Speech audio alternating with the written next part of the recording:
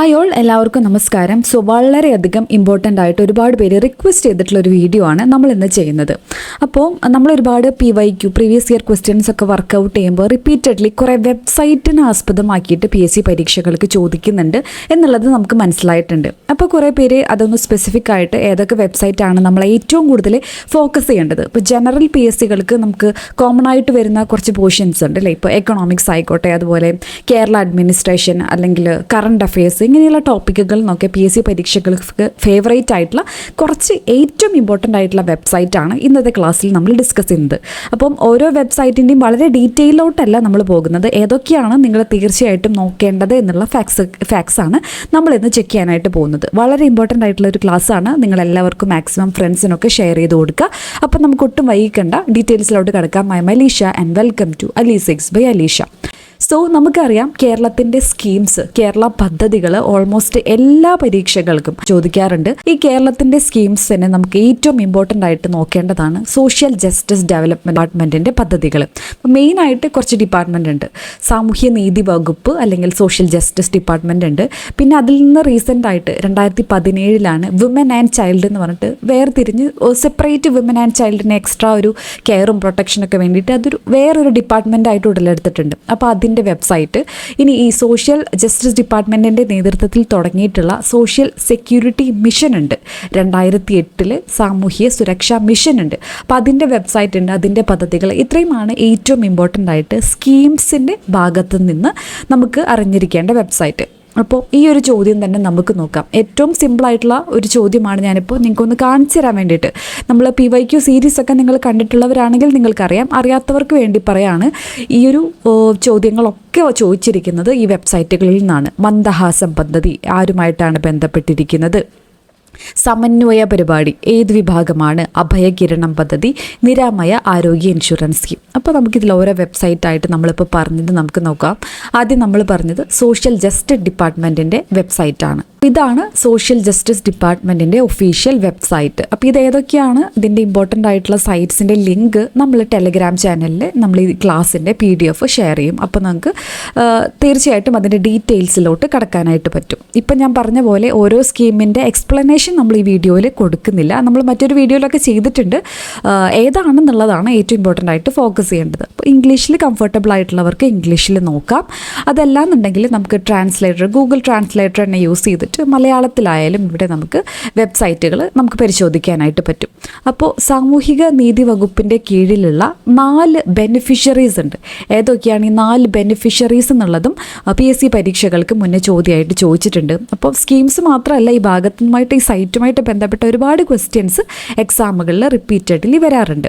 ഗുണഭോക്താക്കൾ ആരൊക്കെയാണ്? മുതിർന്ന പൗരന്മാരും ഭിന്നശേഷിയുള്ളവരും സാമൂഹിക പ്രതിരോധം എന്ന വകുപ്പിൽപ്പെട്ടവരും, മെയിനായിട്ട് ജയിൽ പുള്ളികൾ, അങ്ങനത്തെ ആൾക്കാരൊക്കെയാണ് ഈ ജയിലിൽ നിന്ന് വിമുക്തരായവരൊക്കെയാണ് ഈ സാമൂഹിക പ്രതിരോധം എന്നൊരു കാറ്റഗറിയിൽ വരുന്നത്.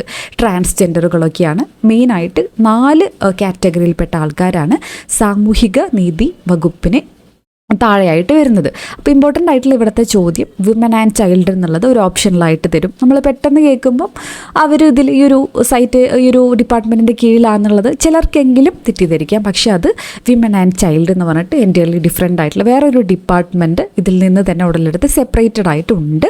അപ്പോൾ അതാണ് ഇതിൽ 4 എണ്ണമാണ് ഗുണഭോക്താക്കളായിട്ടുള്ളത് എന്നുള്ളത് ഇമ്പോർട്ടൻ്റ് ആയിട്ടുള്ള ക്വസ്റ്റ്യൻ ആണ്.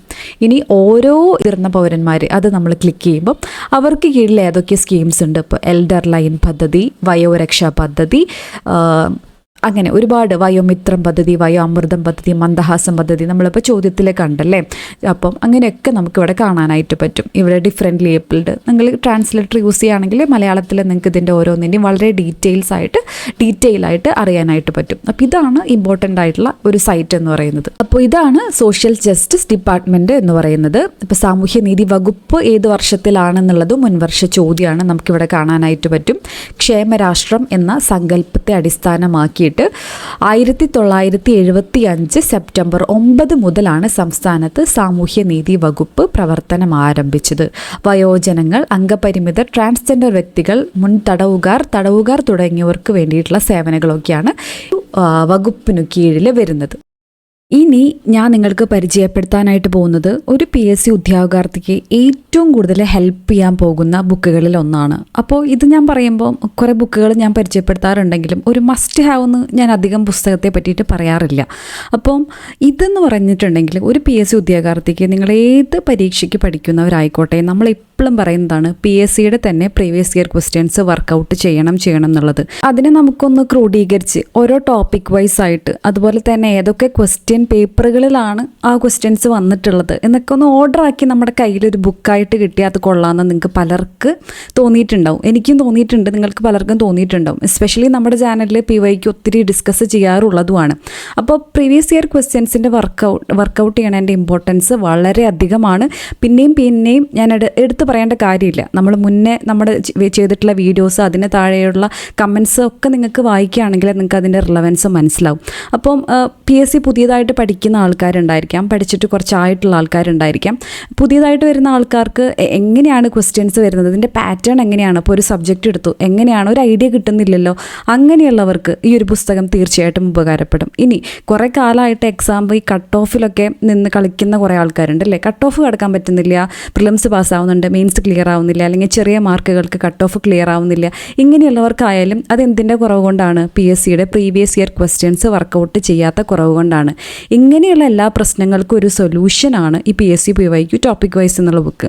നിങ്ങൾ ഏത് തരത്തിലുള്ള എക്സാമിന് പ്രിപ്പയർ ചെയ്യുന്നവരായാലും, 10th ലെവലായാലും 12th ലെവലായാലും ഡിഗ്രി ലെവലായാലും ഒത്തിരി നിങ്ങൾക്ക് ഹെൽപ്ഫുൾ ആകാൻ പോകുന്ന ഒരു പുസ്തകമാണിത്. 2 വാല്യങ്ങളായിട്ട് തയ്യാറാക്കിയിരിക്കുന്ന PSCയുടെ ഒരു ടോപ്പിക് വൈസ് പുസ്തകം എന്ന് പറയുന്നത്. ഓക്കെ, അപ്പം ഇതിൻ്റെ ഡീറ്റെയിൽസ് എങ്ങനെയാണ്, ഇതിൻ്റെ ഡെമോ എങ്ങനെയാണെന്നുള്ളത് ഞാൻ ജസ്റ്റ് പറഞ്ഞുതരാം. ഇതിപ്പോൾ ലോകമാണെങ്കിൽ ലോക ചരിത്രത്തിലെ ടോപ്പിക്സ്, അതുപോലെ ഇന്ത്യ ആണെങ്കിൽ അതിൻ്റെ തുടക്കത്തിൽ കൊടുത്തിട്ടുണ്ട്. ഇനി എങ്ങനെയാണ്, ഏതൊക്കെ ക്വസ്റ്റ്യൻ പേപ്പറുകളാണ് ഈ ഒരു പുസ്തകത്തിലുള്ളത് എന്ന് ചോദിച്ചിട്ടുണ്ടെങ്കിൽ 2021 മുതൽ 2025 വരെ PSC പല ലെവലുകളിൽ നടത്തിയിട്ടുള്ള 10th level previous year questions ഉണ്ട്. അതിൻ്റെയൊക്കെയും കാറ്റഗറി നമ്പറൊക്കെ ഇവിടെ കൊടുത്തിട്ടുണ്ട്. ഓരോ ക്വസ്റ്റ്യൻസിന് നേരെയും അതേത് ക്വസ്റ്റ്യൻ പേപ്പറിൽ വന്നതാണെന്നറിയാൻ ഈ ഒരു കാറ്റഗറി നമ്പറും അവർ കൊടുത്തിട്ടുണ്ട്. +2 level previous questions, degree level questions. Okay, അപ്പോൾ കണ്ടോ ഇവിടെ ആ കാറ്റഗറി ഏതാണെന്നുള്ളതൊക്കെ കൊടുത്തിട്ടുണ്ട്. ഓരോ സബ്ജക്റ്റ് വൈസ് ആയിട്ട്, വളരെ ടോപ്പിക് വൈസ് ആയിട്ട് സമഗ്രമായിട്ട് തയ്യാറാക്കിയിരിക്കുന്ന ഒരു ബുക്കാണ്.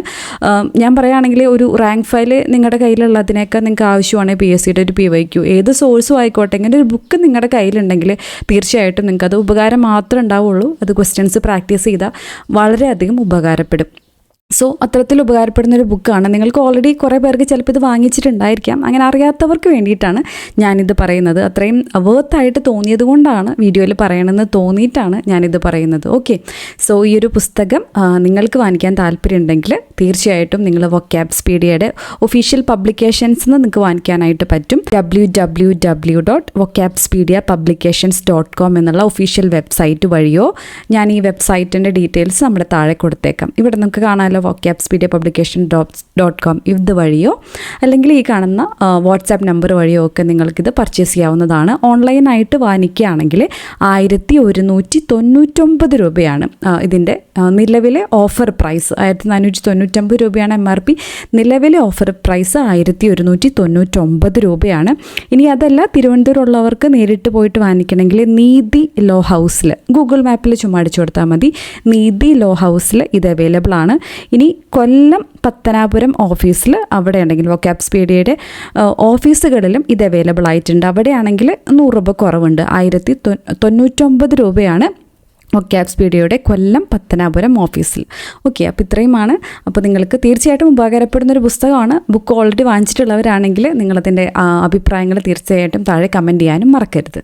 ഇനി അടുത്തതാണ്, നമ്മൾ പറഞ്ഞു 2008 ഈ കേരള സോഷ്യൽ ജസ്റ്റിസ് ഡിപ്പാർട്ട്മെൻറ്റിൻ്റെ നേതൃത്വത്തിൽ ആരംഭിക്കുന്ന ഒരു മിഷനാണ് കേരള സാമൂഹ്യ സുരക്ഷാ mission, Kerala social security mission. അതിൻ്റെ നേതൃത്വത്തിലും ഒരുപാട് പദ്ധതികളുണ്ട്. സ്നേഹപൂർവം, വയോമിത്രം, കാരുണ്യ, സ്നേഹ സാന്ത്വനം, ഇതൊക്കെ PSC പരീക്ഷയിൽ ചോദിച്ചിട്ടുള്ള ചോദ്യങ്ങളാണ് കേട്ടോ. നിങ്ങൾ ക്വസ്റ്റ്യൻ പേപ്പർ നോക്കുകയാണെങ്കിൽ നിങ്ങൾക്ക് ഓൾറെഡി അറിയുന്നുണ്ടാവും. മിഠായി, സ്നേഹസ്പർശം. ഇപ്പോൾ വളരെ ഡീറ്റെയിൽ ആയിട്ട് ഓരോന്നിനെക്കുറിച്ച് നിങ്ങൾ സെർച്ച് ചെയ്ത് നോക്കുകയാണെങ്കിൽ ഓരോന്നിനെക്കുറിച്ചും വളരെ ഇമ്പോർട്ടൻ്റ് ആയിട്ടുള്ള ഫാക്ട്സ് കൊടുത്തിട്ടുണ്ട്. അടുത്തതാണ് സാമൂഹിക നീതി വകുപ്പിനെ വിഭജിച്ച് 2017. അപ്പോൾ ഇതും എക്സാമുകൾക്ക് ചോദിച്ചിട്ടുള്ള ഫാക്റ്റാണ്. വനിതാ ശിശു വകുപ്പ് സ്ഥാപിതമായി. Women and child department 2017. നമ്മൾ പറഞ്ഞു സാമൂഹിക നീതി വകുപ്പ് 1975 അതിനെ വിഭജിച്ചിട്ടാണ് സെപ്പറേറ്റ് ആയിട്ടാണ് ഇത് തുടങ്ങിയിരിക്കുന്നത്. ഇതിൻ്റെ വർഷമൊക്കെ ചോദിച്ചിട്ടുണ്ട്. അപ്പം ഇതിൻ്റെ ദർശനം, അതിൻ്റെ വിഷൻ എന്താണ്, മിഷൻ എന്താണ്, ലക്ഷ്യങ്ങൾ എന്താണ്, അങ്ങനെയുള്ള രീതിയിലും ചോദിക്കാറുണ്ട്. ഏറ്റവും ഇമ്പോർട്ടൻ്റ് ആയിട്ട് ഇവരുടെ നേതൃത്വത്തിലുള്ള സ്കീമുകൾ ഏതൊക്കെയാണെന്നുള്ളത് റിപ്പീറ്റഡ്ലി ചോദിക്കുന്ന മറ്റൊരു ചോദ്യമാണ്. അപ്പോൾ സ്കീമുകൾ തന്നെ ഇതിലായാലും വിമൻ ആൻഡ് ചൈൽഡിലായാലും 4 ബെനിഫിഷ്യറി ടൈപ്പിനെ കാറ്റഗറൈസ് ചെയ്തിട്ടുണ്ട്. Children, women, mother and child, adolescence. Supplementary nutrition programme, ആശ്വാസനിധി, ആദ്യത്തെ 1000 ദിവസങ്ങൾ, ഇതൊക്കെ മദർ ആൻഡ് ചൈൽഡിനൊക്കെ വേണ്ടിയിട്ടുള്ള കെയറാണ്. മാംഗല്യ പദ്ധതി, അഭയകിരണമൊക്കെ റിപ്പീറ്റഡ്ലി ചോദിക്കാറുള്ള പദ്ധതികളാണ്. സഹായഹസ്തം, എല്ലാ സ്കീമുകളും ഇമ്പോർട്ടൻ്റ് ആണ്. അപ്പോൾ ഇതാണ് അടുത്ത വെബ്സൈറ്റ്. ഇനി നീതി ആയോഗിൻ്റെ വെബ്സൈറ്റ് വളരെയധികം ഇമ്പോർട്ടൻ്റ് ആണ്. നമ്മൾ എക്കണോമിക്സ് PYQ ഡിസ്കസ് ചെയ്യുമ്പോഴൊക്കെ പറഞ്ഞിട്ടുണ്ടായിരുന്നു. ഏതാണ് നീതി ആയോഗിൻ്റെ ലക്ഷ്യമല്ലാത്തത്? ഇവിടെ ഒരു ചോദ്യമാണ് കേട്ടോ. താഴെ പറയുന്നവയിൽ ഏതാണ് നീതി ആയോഗിൻ്റെ ലക്ഷ്യമല്ലാത്തത്? നമുക്ക് പെട്ടെന്ന് സാധാരണ രീതിയിലുള്ള പഠിച്ചു പോയിട്ടുള്ള ആൾക്കായാലും ചിലപ്പോൾ എന്തൊരു ആൻസർ കിട്ടിയെന്ന് വരില്ല. കാരണം ഓപ്ഷൻസ് അത്രയധികം കൺഫ്യൂസിംഗ് ആണ്. സഹകരണ ഫെഡറലിസം വളർത്താൻ ശരിയായിട്ട് തോന്നാം. കേന്ദ്രതലത്തിൽ വിശ്വസനീയമായ പദ്ധതികൾ രൂപീകരിക്കുന്നതിനുള്ള സംവിധാനങ്ങൾ വികസിപ്പിക്കുക, അതും ശരിയായിട്ട് തോന്നാം. തന്ത്രപരവും ദീർഘകാലവുമായ നയവും പ്രോഗ്രാം ചട്ടക്കൂടുകളും സംരംഭങ്ങളും രൂപപ്പെടുത്തുന്നതിന്, അതും ശരിയായിട്ട് തോന്നാം. അറിവ്, നവീകരണം, സംരംഭക പിന്തുണ സംവിധാനം എന്നിവ സൃഷ്ടിക്കാൻ ഒക്കെ നമുക്ക് ശരിയായിട്ടാണ് സാധാരണ ഒരാളെ സംബന്ധിച്ച് നമുക്ക് ഇവിടെ തോന്നുന്നത്. അപ്പോൾ പക്ഷേ ഒരെണ്ണം എന്തായാലും ലക്ഷ്യമല്ല. അപ്പോൾ അതേതാണ്? അതവിടെ നിൽക്കട്ടെ. നമുക്കിതിൻ്റെയൊക്കെ വെബ്സൈറ്റിൽ നിന്ന് നമുക്ക് ഇതിൻ്റെ ആൻസർ കണ്ടുപിടിക്കാനായിട്ട് പറ്റും. അതുമായിട്ട് ബന്ധപ്പെട്ട വേറൊരു ചോദ്യം, ലക്ഷ്യങ്ങളിൽ തന്നെ ഒരുപാട് ക്വസ്റ്റ്യൻ പേപ്പറുകളിൽ ചോദിച്ചിട്ടുണ്ട്. നിങ്ങളതൊന്ന് ബോധ്യപ്പെടുത്താൻ വേണ്ടിയിട്ട് 1-2 ചോദ്യം ഞാനിവിടെ ഇട്ടു എന്ന് മാത്രം. പക്ഷേ ഇതിലെന്തായാലും നമുക്കറിയാം ഒരെണ്ണം ലക്ഷ്യത്തിൽ വരുന്നതല്ല. അപ്പോൾ ഏതാണ് ഇതിൻ്റെ ആൻസർ എന്ന് പറയുന്നത്? ബി ഇവിടെ ലക്ഷ്യത്തിൽ വരുന്നതല്ല. കേന്ദ്രതലത്തിൽ വിശ്വസനീയമായ പദ്ധതികൾ രൂപീകരിക്കുക എന്നുള്ളതല്ല, ഗ്രാമതലത്തിൽ വിശ്വസനീയമായ പദ്ധതികൾ. ചെറിയൊരു വാക്ക് അവിടെ വന്നിട്ടുള്ള ഡിഫറൻസ് നമുക്ക് ആൻസറിലോട്ട് എത്താനായിട്ട് ചിലപ്പോൾ അത് പറ്റിയെന്ന് വരില്ലല്ലേ. അപ്പോൾ അത്രയും ഫോക്കസ് ചെയ്ത് നമ്മൾ നോക്കേണ്ട സൈറ്റാണ് നീതി ആയോഗിൻ്റെ ഒഫീഷ്യൽ വെബ്സൈറ്റ്. സോ നമുക്കിവിടെ കാണാനായിട്ട് പറ്റും നീതി ആയോഗിൻ്റെ ലക്ഷ്യങ്ങൾ. സംസ്ഥാനങ്ങളുടെ സജീവ പങ്കാളിത്തത്തോടെ ദേശീയ വികസന മുൻഗണനകൾ, മേഖലകൾ, പൊതുകാഴ്ചപ്പാട് വികസിപ്പിക്കുക. അത് ഞാൻ എല്ലാം വായിക്കുന്നില്ല, എല്ലാം ഇമ്പോർട്ടൻ്റ് ആണ്. ഇവിടെ ഞാൻ പറഞ്ഞ കാര്യങ്ങൾ ഒന്നുകൂടെ സ്ട്രെസ് ചെയ്ത് പറയാം. ഇവിടെ കണ്ടോ, ഗ്രാമതലത്തിൽ വിശ്വസനീയമായ പദ്ധതികൾ. ചെറിയൊരു വാക്കിൽ അവിടെ കേന്ദ്രതലത്തിൽ നിന്ന് കൊടുത്തു, പക്ഷേ ഇവിടെ നോക്കുക ഗ്രാമതലത്തിൽ വിശ്വസനീയമായ പദ്ധതികൾ. ഇവിടെ ഓരോന്നും എല്ലാ എക്സാമുകൾക്കും പല എക്സാമുകൾക്ക് സംവിധാനം സൃഷ്ടിക്കുക. ഇതൊക്കെ നിങ്ങൾ ക്വസ്റ്റ്യൻ പേപ്പറിൽ നോക്കുകയാണെങ്കിൽ മാറി വന്നിട്ടുള്ളതാണ്. ലക്ഷ്യങ്ങൾ വളരെയധികം ഇമ്പോർട്ടൻ്റ് ആണ്. അതും വെറുതെ ഒരു വായനയല്ല, ശ്രദ്ധിച്ച് പഠിക്കേണ്ട ഒരു മേഖലയാണ് ലക്ഷ്യങ്ങൾ എന്ന് പറയുന്നത്. പിന്നെ ഇവിടെ സഹകരണ ഫെഡറലിസം, മത്സരാധിഷ്ഠിത ഫെഡറലിസം, അതിൻ്റെയൊക്കെ പ്രോഗ്രാംസ്, അതിനെക്കുറിച്ചിട്ടൊക്കെ ഇവിടെ പറയുന്നുണ്ട്. പ്രധാന സംരംഭങ്ങളും വളരെ ഇമ്പോർട്ടൻ്റ് ആണ്. നീതി ആയോഗിൻ്റെ പ്രധാന സംരംഭങ്ങൾ അധികം പേര് ശ്രദ്ധിക്കാതെ പോകുന്ന സംരംഭങ്ങളാണ്. ഈ ലൈഫ് മുൻവർഷ ചോദ്യമാണ്. ശൂന്യ, ഈ അമൃത് ഒക്കെ മുൻവർഷ ചോദ്യമാണ്. ഈ അമൃത് എന്തുമായിട്ട് ബന്ധപ്പെട്ടിരിക്കുന്നു? ഇലക്ട്രോണിക് വെഹിക്കിളുകളുമായിട്ട് ബന്ധപ്പെട്ടിട്ടുള്ള ഒരു പോർട്ടലാണ് ഈ അമൃത് പോർട്ടൽ. മുൻ എക്സാമിന് ചോദിച്ചിട്ടുള്ളതാണ്. ഏത് ഗവൺമെൻറ്റുമായിട്ടാണ് അസോസിയേറ്റ് ചെയ്തേക്കുന്നത്? UK ഗവൺമെൻറ്റാണ്. അപ്പോൾ US എന്നൊക്കെ ഓപ്ഷനിൽ തെറ്റിക്കാൻ വേണ്ടിയിട്ട് അങ്ങനെയൊക്കെ കൊടുത്ത് കണ്ടിട്ടുണ്ട്. UK ഗവൺമെൻറ് ആയിട്ട് അസോസിയേറ്റ് ചെയ്തിട്ടാണ് ഈ അമൃത് പോർട്ടൽ ലോഞ്ച് ചെയ്തേക്കുന്നത്. അപ്പോൾ ഇങ്ങനെ ഈ സൈറ്റിലത്തെ ഓരോന്നും ഇവിടെ ഇമ്പോർട്ടൻ്റ് ആയിട്ട് അപ്പം ഇവിടെ നമ്മൾ പറഞ്ഞു കീ ഇനീഷ്യേറ്റീവ്സ് ആണ് വളരെയധികം ഇമ്പോർട്ടൻ്റ്. അതുപോലെ ഇതിൻ്റെ ലക്ഷ്യങ്ങളും, പ്ലാനിംഗ് കമ്മീഷൻ, പിന്നെ നീതി ആയോഗിൻ്റെ സ്ഥാപിക്കുന്നതിൻ്റെ അതിൻ്റെ ഡേറ്റും കാര്യങ്ങളൊക്കെ വളരെയധികം ഇമ്പോർട്ടൻ്റ് ആണ്. ഇനി അടുത്തതായിട്ട് നമുക്ക് കേരള ഗവൺമെൻറ്റിൻ്റെ പഠിക്കാനുള്ളതാണ്. കേരള സർക്കാരിൻ്റെ LSGD വകുപ്പിൻ്റെ ഒഫീഷ്യൽ വെബ്സൈറ്റ്, തദ്ദേശ സ്വയംഭരണ വകുപ്പിൻ്റെ വെബ്സൈറ്റ്. അപ്പോൾ ഇതിൻ്റെ നേതൃത്വത്തിലുള്ള വകുപ്പിൻ്റെ വിഷനും മിഷനെ പറ്റിയിട്ടൊക്കെ കൊടുത്തിട്ടുണ്ട്. ഇതിൽ അനുബന്ധ സ്ഥാപനങ്ങൾ എന്ന് പറയുന്ന ഏരിയ ഒക്കെ ഉണ്ട്. ഇത് പ്രത്യേകം പരീക്ഷയ്ക്ക് എടുത്ത് ചോദിച്ചിട്ടുള്ളതാണ്. ഏതൊക്കെയാണ് LSGയുടെ അനുബന്ധ സ്ഥാപനങ്ങളിൽ ഉൾപ്പെടാത്തത്? ഇപ്പോൾ planning commission, Kerala information Kerala mission, local government commission, Kudumbashree ഒക്കെ ഇമ്പോർട്ടൻ്റ് ആയിട്ട് പരീക്ഷകൾക്ക് ചോദിക്കാറുള്ളതാണ്. കില, ശുചിത്വ മിഷൻ, ക്രൂസ്, ഓംബുഡ്സ്മാൻ, ഇതൊക്കെ എന്തിൻ്റെ കീഴിൽ വരുന്നതാണ്? അനുബന്ധ അനുബന്ധ സ്ഥാപനങ്ങളിൽ വരുന്നതാണ് തദ്ദേശ സ്വയംഭരണ വകുപ്പിൻ്റെയാണ്. അത് മുൻവർഷ ചോദ്യമാണ്. പദ്ധതികൾ life mission, Haritha Keralam, impact Kerala, വാതിൽപ്പടി സേവനം, ഖരമാലിന്യ പദ്ധതി, ഈ പദ്ധതികളൊക്കെ ഏതിൻ്റെ നേതൃത്വത്തിലാണ് നടത്തുന്നത്? കേരള സർക്കാരിൻ്റെ തദ്ദേശ സ്വയംഭരണ വകുപ്പിൻ്റെ കീഴിലാണ്. അല്ലാണ്ട് എന്താ പറയുക, ഹരിത കേരളം എന്നുള്ള പദ്ധതി സോഷ്യൽ ജസ്റ്റിസ് വകുപ്പിൻ്റെ കീഴിലാണോ? അല്ല. അപ്പോൾ അങ്ങനെയുള്ള രീതിയിൽ കൺഫ്യൂഷനൊന്നുമില്ലാതെ പഠിക്കേണ്ട വളരെ ഇമ്പോർട്ടൻ്റ് ആയിട്ടുള്ളൊരു വെബ്സൈറ്റാണ് ഈ കേരള സർക്കാരിൻ്റെ സ്വയംഭരണ വകുപ്പ്. ഇനി ഇവിടെ നമുക്ക് ഈ സേവനങ്ങൾ എന്ന് പറഞ്ഞിട്ട് ഒരു പോർട്ടലുണ്ട്. കേരള സർക്കാരിൻ്റെ ഈ ഗവേണൻസ് എവിടെ നിന്നൊക്കെയാണ് ലഭിക്കുന്നത്, അതിൻ്റെ ഒരു സമ്മറി ഇവിടെ നമുക്ക് താഴെ കാണാനായിട്ട് പറ്റും. സുലേഖ എന്തിനാണ് ഉപയോഗിക്കുന്നത്, എന്തിനു വേണ്ടിയിട്ടുള്ള പോർട്ടലാണ്, എന്തിനു വേണ്ടിയിട്ടുള്ള സോഫ്റ്റ്വെയർ ആണ്. സേവന സിവിൽ രജിസ്ട്രേഷൻ എന്തിനു വേണ്ടിയിട്ടുള്ള സോഫ്റ്റ്വെയർ ആണ്. സഞ്ജയ, സങ്കേതം, നമ്മൾ പല ക്ലാസ്സുകളിലായിട്ട് ഇതൊക്കെ ഡിസ്കസ് ചെയ്തിട്ടുള്ളത് ആണെങ്കിലും നിങ്ങൾ ഇനിയും നിങ്ങളുടെ ശ്രദ്ധയിൽ ഈ ഒരു വെബ്സൈറ്റുകളൊന്നും പെട്ടിട്ടില്ലെങ്കിൽ ഇമ്പോർട്ടൻ്റ് ആയിട്ട് പഠിച്ചു വയ്ക്കുക. സകർമ്മ, സചിത്ര, സാങ്ക്യ, സൂചിക, സുഗമ, സംവേദിത, സഞ്ചിത, ഇതൊക്കെ മുൻവർഷ PSC പരീക്ഷകളിലെ ചോദ്യമാണ്. വളരെ ഇമ്പോർട്ടൻ്റ് ആയിട്ടുള്ള വെബ്സൈറ്റാണ് LSGD, ലോക്കൽ സെൽഫ് ഗവൺമെൻറ്റിൻ്റെ വെബ്സൈറ്റ് എന്ന് പറയുന്നത്. അതുപോലെ തന്നെ ഇതിലെല്ലാ പദ്ധതികളും, ഓൾമോസ്റ്റ് എല്ലാ പദ്ധതികളും സമന്വയിപ്പിച്ചുകൊണ്ടാണ് സ്മാർട്ട് പദ്ധതി. വളരെ ഇമ്പോർട്ടൻ്റ് ആണ്, എക്സാമുകൾക്ക് ചോദിക്കാറുള്ളതുമാണ്. Smart delivering digital happiness to Kerala എന്നുള്ളൊരു ലക്ഷ്യത്തോട് കൂടിയിട്ടാണ് ഈ ഒരു സ്മാർട്ട് പദ്ധതിയിലൂടെ സർട്ടിഫിക്കറ്റിനും property tax, payment history verification, ഇതുമായിട്ട് ബന്ധപ്പെട്ട കാര്യങ്ങൾക്കൊക്കെ ഇപ്പോൾ എന്തൊക്കെയാണ് ഇവൻ്റെ സർവീസസ് നമുക്കിവിടെ കാണാനായിട്ട് പറ്റും.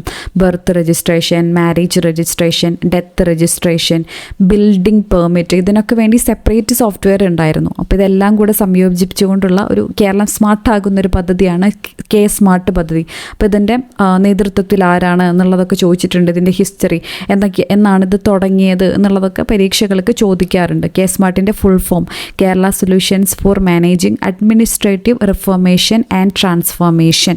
ഇതൊക്കെ മുന്നേ എക്സാമുകൾക്ക് ചോദിച്ചിട്ടുള്ളതാണ്. ഇതിൻ്റെ ലോഞ്ച് നടത്തിയിട്ടുള്ളത് Kerala launch of smart in rural local self government institution April 10, 2025. അപ്പം ഇങ്ങനത്തെ കാര്യങ്ങളൊക്കെ എക്സാമുകൾക്ക് ചോദിച്ചിട്ടുള്ളതാണ്. വളരെയധികം ഇമ്പോർട്ടൻ്റ് ആണ്. ഓക്കെ, ഇനി കേരള ഗവൺമെൻറ്റിൻ്റെ നേതൃത്വത്തിലുള്ള ഇപ്പോൾ Kerala finance commission, Kerala planning board, അതിൻ്റെയൊക്കെ പിന്നെ ദുരന്ത നിവാരണ അതോറിറ്റി, ഇങ്ങനെയുള്ള വെബ്സൈറ്റുകളൊക്കെ അതും നിങ്ങൾക്ക് നോക്കാൻ പറ്റുകയാണെങ്കിൽ അതും വളരെ നല്ല കാര്യമാണ്. ഇനി ഒഴിച്ചുകൂടാനാവാത്ത മറ്റൊരു വെബ്സൈറ്റാണ് ISROൻ്റെ website, Indian space research organisation എന്ന് പറയുന്ന നമ്മുടെ ISROൻ്റെ വെബ്സൈറ്റ്. ഇതിൽ നമുക്ക് ടൈം ലൈൻ എന്ന് പറയുന്ന ഒരു മേഖലയുണ്ട്. അവിടെ നോക്കുകയാണെങ്കിൽ ഇമ്പോർട്ടൻ്റ് ആയിട്ടുള്ള മിഷൻസ് നമുക്കിവിടെ കാണാനായിട്ട് പറ്റും. അതിൻ്റെ ഒരു ഷോർട്ട് നോട്ട് മാത്രമാണ് ടൈം ലൈനിൽ ഇൻക്ലൂഡ് ചെയ്തേക്കുന്നത്. ചിലതിൻ്റെ നമുക്ക് ആ വെഹിക്കിളിൻ്റെ പേരും ആടെ ഒരു ഡേറ്റും ആ ഒരു മിഷൻ്റെ പേരും ചിലതിൻ്റെ അത്രയും പഠിച്ചാൽ മതി. പക്ഷെ ഇപ്പോൾ ഗഗൻയാൻ അല്ലെങ്കിൽ ആദിത്യ പോലുള്ളതൊക്കെ ആണെങ്കിൽ കുറച്ചും കൂടി ഡീറ്റെയിൽ ആയിട്ട് PSC എക്സാമുകൾക്ക് എക്സാമിൻ്റെ ലെവലുകൾക്ക് അനുസരിച്ച് ചോദിച്ച് കണ്ടിട്ടുണ്ട്. ഇപ്പോൾ ഡിഗ്രി ലെവലൊക്കെ ആണെങ്കിൽ കുറച്ചും കൂടി ആഴത്തിൽ അതിൻ്റെ കിലോമീറ്റർ പരിധി അങ്ങനെയുള്ള വളരെ ആഴത്തിൽ ചോദ്യങ്ങൾ ചോദിക്കുന്നുണ്ട്. അറ്റ്ലീസ്റ്റ് ചെറിയ ലെവലൊക്കെ ആണെങ്കിൽ അതിൻ്റെ ഒരു ഡേറ്റും ഏത് വെഹിക്കിളാണെന്നുള്ളതും ആ ഒരു മിഷൻ്റെ ഏതൊരു വെഹിക്കിളാണെന്നുള്ളതും ഏറ്റവും മിനിമം നമ്മൾ അറിഞ്ഞിരിക്കേണ്ട വസ്തുതയാണ്.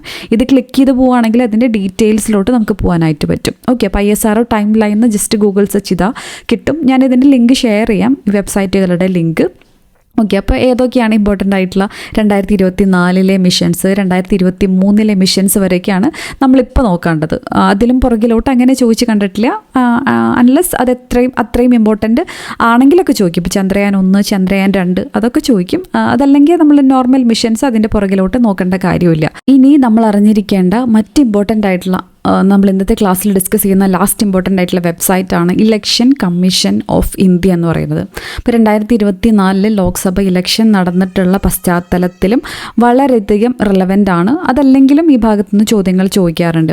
ഇപ്പോൾ ഇലക്ഷൻ കമ്മീഷൻ എന്ന് പറയുമ്പോൾ നമുക്ക് സ്റ്റേറ്റ് ഇലക്ഷൻ കമ്മീഷൻ ഉണ്ട്, അതുപോലെ തന്നെ ഇലക്ഷൻ കമ്മീഷൻ ഓഫ് ഇന്ത്യ ഉണ്ട്. ഇത് തമ്മിലുള്ള ഫങ്ഷൻസിൻ്റെ ഒക്കെ വ്യത്യാസം PSC പരീക്ഷകളുടെ ഫേവറേറ്റ് ആയിട്ടുള്ള ഒരു ഭാഗമാണ്. കുറച്ച് കൺഫ്യൂസ് ചെയ്തിപ്പിച്ചിട്ട് അറ്റ്ലീസ്റ്റ് തുടക്കക്കാർക്കെങ്കിലും തെറ്റിക്കാവുന്ന രീതിയിലൊക്കെ ക്വസ്റ്റ്യൻസ് അവർ ചോദിക്കാറുണ്ട്. അപ്പോൾ ഏതൊക്കെയാണ് ഇതിൻ്റെ ഫങ്ഷൻസ് എന്നുള്ളതൊക്കെ ഇവിടെ കൊടുത്തിട്ടുണ്ട്. ഇതൊരു ഭരണഘടനാ സ്ഥാപനമാണോ? ഇപ്പോൾ നീതി ആയോഗ് ഒരു ഭരണഘടനാ സ്ഥാപനമാണോ? ഭരണഘടനാ സ്ഥാപനം അല്ല അല്ലേ? അങ്ങനെയുള്ള കാര്യങ്ങളൊക്കെ ഈ ഒഫീഷ്യൽ വെബ്സൈറ്റിലും ഉണ്ട്. വേറെ സോഴ്സസും ഉണ്ട്, ബട്ട് ഒഫീഷ്യൽ വെബ്സൈറ്റിലും ഉണ്ട്.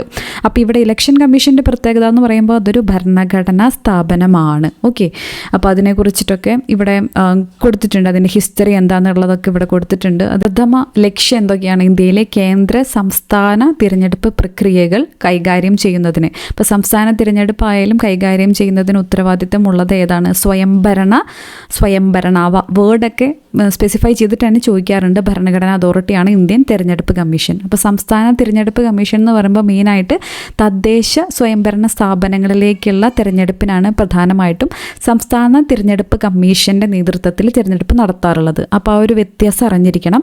ഇന്ത്യയിലെ ലോക്സഭ, രാജ്യസഭ, സംസ്ഥാന നിയമസഭകൾ, രാജ്യത്തെ രാഷ്ട്രപതിയുടെയും വൈസ് പ്രസിഡന്റ് എന്നിവരുടെയും ഓഫീസുകളിലേക്കുള്ള തിരഞ്ഞെടുപ്പുകൾ ഒക്കെ നടത്തുന്നത് ഇലക്ഷൻ കമ്മീഷൻ ഓഫ് ഇന്ത്യ ആണെന്നുള്ളത് വളരെ ഇമ്പോർട്ടൻ്റ് ആണ്.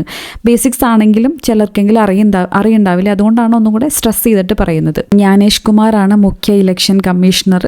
സുഖ്ബീർ സിംഗും വിവേക് ജോഷിയാണ് ഇലക്ഷൻ കമ്മീഷണർമാർ. അങ്ങനെ ഒരു 3 അംഗ സമിതിയാണ് നിലവിൽ ഇന്ത്യയിൽ മുഖ്യ ഇലക്ഷൻ കമ്മീഷനായിട്ടുള്ളത്. അപ്പോൾ പൊളിറ്റിക്കൽ പാർട്ടീസിനെ കുറിച്ചിട്ടുള്ള ഡീറ്റെയിൽസും ഇലക്ഷൻ മാനേജ് ചെയ്യുന്നതിൻ്റെ ഡീറ്റെയിൽസും ഇവരുടെ ഫങ്ഷൻസും ഒക്കെ ഈ ഔദ്യോഗിക വെബ്സൈറ്റിൽ വളരെ ഡീറ്റെയിൽ ആയിട്ട് കൊടുത്തിട്ടുണ്ട്. അത് നോക്കി പോവുകയാണെങ്കിൽ അതും നല്ലതാണ്. പിന്നെ ഇവിടെ ഇലക്ഷൻ കമ്മീഷൻ ഓഫ് ഇന്ത്യയുടെ നേതൃത്വത്തിലുള്ള ഒരുപാട് ആപ്പ് അല്ലെങ്കിൽ പോർട്ടലുകൾ ഒക്കെ എക്സാമിന് ചോദിക്കാറുണ്ട്. നമ്മൾ മുന്നേയും പല ക്ലാസ്സുകളിലും ഡിസ്കസ് ചെയ്തിട്ടുള്ളതാണ്. അപ്പോൾ അതറിയാത്തവർ അതും ഇമ്പോർട്ടൻ്റ് ആയിട്ടുള്ളൊരു പോർഷനാണ്. ഇപ്പോൾ സാക്ഷ്യം എന്തിനു വേണ്ടി യൂസ് ചെയ്യുന്നു മുന്നേ ചോദിച്ചിട്ടുള്ളതാണ്. സുവിധ, വോട്ടർ ടേൺ ഔട്ട്, ഇതിൽ പലതും മുൻവർഷ ചോദ്യമാണ്. വിജിൽ നമ്മൾ ക്വസ്റ്റ്യൻ പേപ്പറുകൾ നോക്കിയപ്പോൾ കണ്ടു. അപ്പോൾ അങ്ങനെയുള്ള ഇലക്ഷൻ കമ്മീഷൻ്റെ നേതൃത്വത്തിലുള്ള പോർട്ടലുകൾ ഏതൊക്കെയാണ്, ആപ്ലിക്കേഷനുകൾ ഏതൊക്കെയാണ് എന്നുള്ളതൊക്കെ മുന്നേ PSC എക്സാമുകൾക്ക് ചോദിക്കാറുണ്ട്. ഈ ഭാഗം കൂടെ ഇതുമായിട്ട് ബന്ധപ്പെട്ട് നമ്മൾ അറിഞ്ഞിരിക്കേണ്ടതാണ്. ഏറ്റവും ഇമ്പോർട്ടൻ്റ് ആയിട്ടുള്ളതാണ് നമ്മൾ ഇന്നത്തെ ക്ലാസ്സിൽ ഡിസ്കസ് ചെയ്തത്. ഇതല്ലാണ്ട് നിങ്ങൾക്ക് ഏറ്റവും ഇമ്പോർട്ടൻ്റ് ആയിട്ട് തോന്നിയിട്ടുള്ള വെബ്സൈറ്റുകൾ നിങ്ങൾ തീർച്ചയായിട്ടും ഈ വീഡിയോയുടെ താഴെ കമൻറ്റ് ചെയ്യണം. അതും കൂടെ നമ്മൾ പിൻ ചെയ്ത് വെക്കുന്നതായിരിക്കും. എല്ലാവർക്കും അതും കൂടെ ഉപകാരപ്പെടട്ടെ. സോ ഇത് ഇൻഫോർമേറ്റീവ് ആയിട്ടുള്ളൊരു വീഡിയോ ആയെന്ന് വിശ്വസിക്കുന്നു. അടുത്ത വീഡിയോയിലേക്ക് കാണുന്നത് വരേക്കും thank you so much for watching. Have A good day.